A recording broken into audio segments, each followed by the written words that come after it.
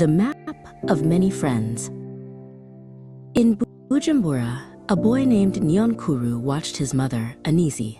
She was a whirlwind of energy, studying for her exams while building her first small business.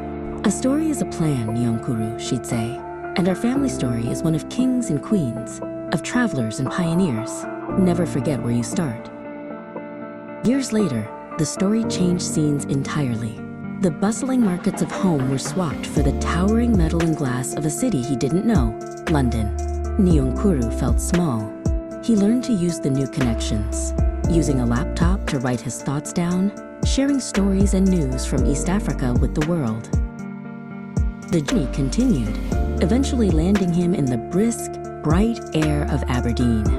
Now a mentor and technologist, Nyonkuru helped others build their own stories, focusing on new energy that could power East Africa's future.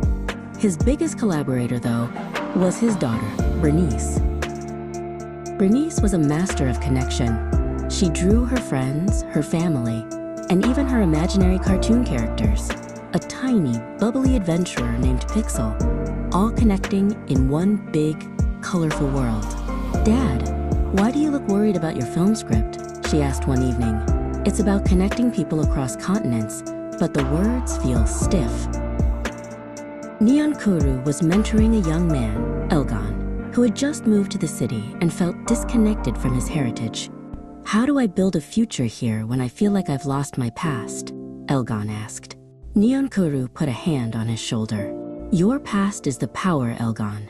It's the royal line in your blood, the entrepreneurial spirit of your ancestors. My mother taught me that story is a plan. Now, let's plan your story." Later that week, Bernice showed Elgon her latest animated short. It was Pixel the Adventurer, who flew between a bustling African city and a misty Scottish harbor, showing people swapping recipes and coding tips. "Inter-diaspora exchange is just friendship, Elgon," Bernice chirped. "Your story connects you to everyone." Nyonkuru realized Bernice was right. He took her tiny cartoon adventurer and wove her into his film script, transforming a dense documentary into a vibrant story about kinship and shared futures. The film was a huge success at the Diaspora Festival, proving that the strongest technology in the world is the bond between people. One quiet evening, Nyonkuru spread a large, detailed map across the living room table.